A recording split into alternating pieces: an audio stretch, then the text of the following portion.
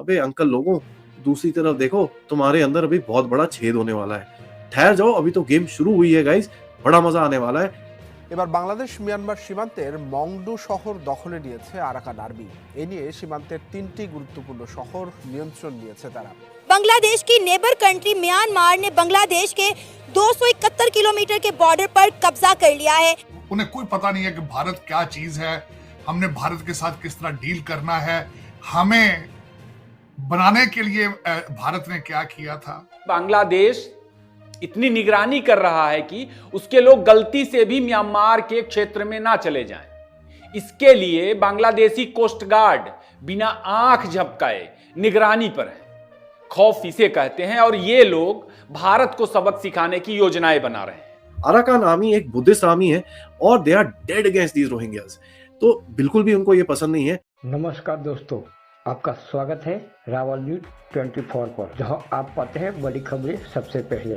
जो बांग्लादेश अब तक अपने देश में अल्पसंख्यकों पर दबदबा दिखा रहा था, अब उसकी खुद की सीमा पर कब्जा हो गया है। जी हाँ, म्यांमार के एक शक्तिशाली जातीय सशस्त्र समूह अराकान आर्मी ने बांग्लादेश से सटी 271 किलोमीटर लंबी सीमा के पास माऊगाडो इलाकों पर पूरी तरह से नियंत्रण कर लिया है। एपी की रिपोर्ट के मुताबिक म्यांमार की सेना ने संघर्ष कर रहे इस समूह ने रविवार को माऊगाडो की अंतिम सैन्य चौकी पर कब्जा कर लिया है। यही नहीं, ब्रिगेडियर जनरल थुरिन तुन को युद्ध से भागने की कोशिश करते हुए गिरफ्तार भी कर लिया है। माऊगाडो जिला, जहां 1,10,000 से ज्यादा लोग रहते हैं, अब पूरी तरह अराकान सेना के नियंत्रण में है। अब सवाल ये उठता है कि क्या ये कब्जा लंबे समय तक कायम रहेगा और क्या इसका असर बांग्लादेश म्यांमार संबंधों पर पड़ेगा? अपनी राय हमें कमेंट सेक्शन में जरूर बताएं और ऐसे ही खबरों के लिए चैनल को सब्सक्राइब करना न भूलें। अब चक्कर क्या है? चक्कर यह है कि हिजबुत तहरीर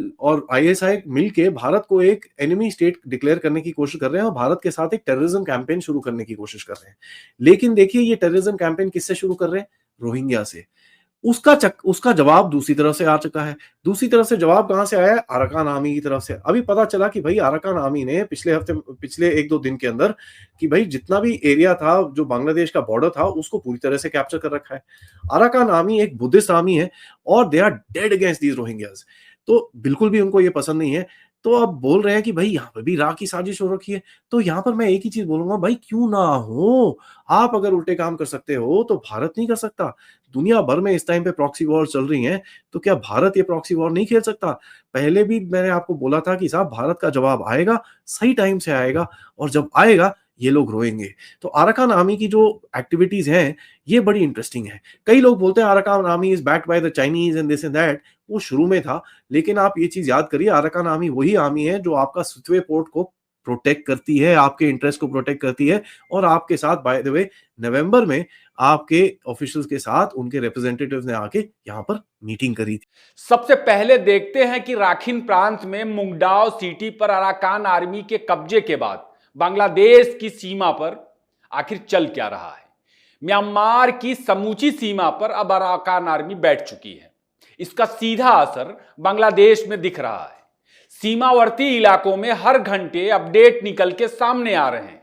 सऊदी अरब के अंग्रेजी अखबार ने बांग्लादेश की सेना के एक टॉप अफसर से बात की है, जिससे पता चलता है कि बांग्लादेश म्यांमार में हो रहे बदलाव से बहुत चिंतित है और एहतियातन बड़े पैमाने पर आर्मी डिप्लॉय कर रही है। पेट्रोलिंग बढ़ा दी गई है और जमीन, आसमान, पानी पर खूब निगरानी की जा रही है। चिंता इस कदर है कि बांग्लादेश इतनी निगरानी कर रहा है कि उसके लोग गलती से भी म्यांमार के क्षेत्र में ना चले जाएं। इसके लिए बांग्लादेशी कोस्ट गार्ड बिना आंख झपकाए निगरानी पर है। खौफ इसे कहते हैं और ये लोग भारत को सबक सिखाने की योजनाएं बना रहे हैं। सर, ये जो म्यांमार ने बांग्लादेश के 271 किलोमीटर के बॉर्डर पर कब्जा कर लिया है, आप इस पर क्या राय रखते हैं कि जब तक इंडिया की इन्हें सपोर्ट थी, किसी ने इनको मैली आंख से नहीं देखा, लेकिन जैसे इन्होंने इंडिया के साथ अपने ताल्लुकात खराब किए, आप देखें उनके बॉर्डर पे कब्जा होना शुरू हो गया है। नहीं, म्यांमार भी असल में इंडिया की, अगर वो उनकी हुकूमत जो है वो भी इंडिया की कठपुतली है। म्यांमार की जो मुसलमान है वो इस वक्त कमज़ोर हालत में है, वो अपनी पावर के अंदर नहीं है।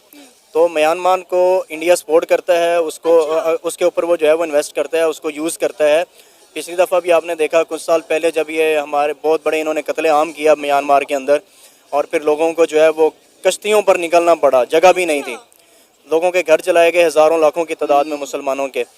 तो म्यांमार के मुसलमान पॉपुलेशन उनकी ज़्यादा है लेकिन वो पावर में नहीं है, क्योंकि उसको वहाँ की जो कठपुतली हुकूमत है, जिस तरह मोदी हसीना वाजिद को चला रहे थे, म्यांमार की पोजीशन तो इससे भी कमज़ोर है। सही। तो म्यांमार तो टोटली वो जो है इंडिया के ऊपर जो है वो डिपेंडेंट है। तो यानी आप ये कहना चाह रहे हैं कि म्यांमार ने जो बांग्लादेश के 271 किलोमीटर के बॉर्डर पर कब्जा किया है, उसके पीछे इंडिया की सपोर्ट है? बिल्कुल इंडिया की सपोर्ट है। जब पाकिस्तान से अलग हुए थे, अब वो जुड़ना चाह रहे हैं। मुझे तो ये समझ नहीं आ रही कि अब वो जुड़ना चाहते हैं। वो कहते हैं असी तो भरा वखरे हो ही नहीं सा, असी तो एक मेले च गुम हुए सा, कोई 2 घंटे वास्ते वापस मिल गए सा।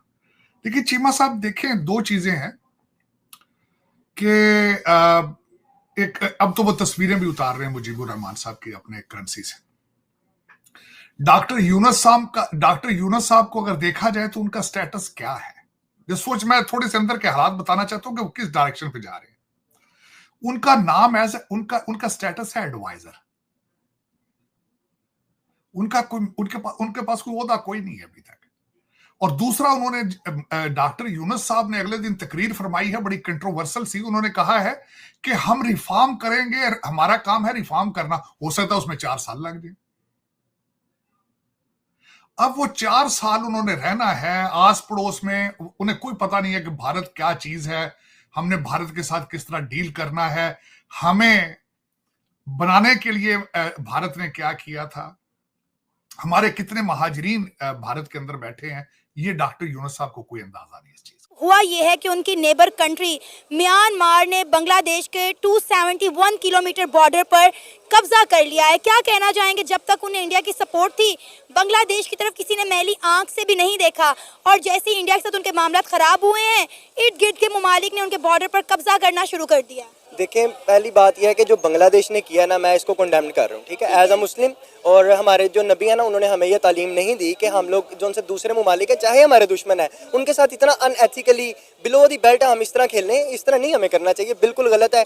और अब जहाँ तक बात रही इंडिया के रिएक्शन की, ये जो है ये बांग्लादेश और इवन हम सब यही एक्सपेक्ट कर रहे थे कि बांग्लादेश के साथ अब यही कुछ होगा, और अब उन्होंने इंडिया ने किया है। अब जहाँ तक बात रही म्यांमार की, अब म्यांमार जो है ना वो अपनी जो सरहद है वो शेयर कर रहा है। अब म्यांमार जो है वो बांग्लादेश के ऊपर ना चाहते हुए भी हमला करेगा, क्योंकि जब आपके घर के अंदर हालात जो उनसे ठीक नहीं ना होते, तो जो बाहर के दुश्मन होते हैं ना, वो खामखा भी जो उनसे ना हमला करके कब्जा करने की कोशिश करते हैं। बिल्ली भी शेर बन जाती है। बिल्ली भी शेर बन जाती है, एग्जैक्टली। वो बिल्कुल ऐसे ही आप बिल्कुल फारिग हो जाते हैं अनएथिकली तौर पे। उन्होंने बहुत गलत किया है, मैं इसको कंडेम करता हूँ। तो कुछ तो गड़बड़ है और कुछ तो इंटरेस्टिंग चीज चल रही है, क्योंकि अननोन गनमैन का कहर अभी बांग्लादेश की दूसरी तरफ से फैलने वाला है। तो बड़ा बोल रहे थे कि हम यहाँ पर ये कर देंगे, वो कर देंगे। अबे अंकल लोगों, दूसरी तरफ देखो, तुम्हारे अंदर अभी बहुत बड़ा छेद होने वाला है। ठहर जाओ, अभी तो गेम शुरू हुई है गाइस, बड़ा मजा आने वाला है। कंगालुओं को भारत से भगाने के लिए जो स्ट्रैटेजी बनी है वो मैंने आपके साथ कल सुबह शेयर करी।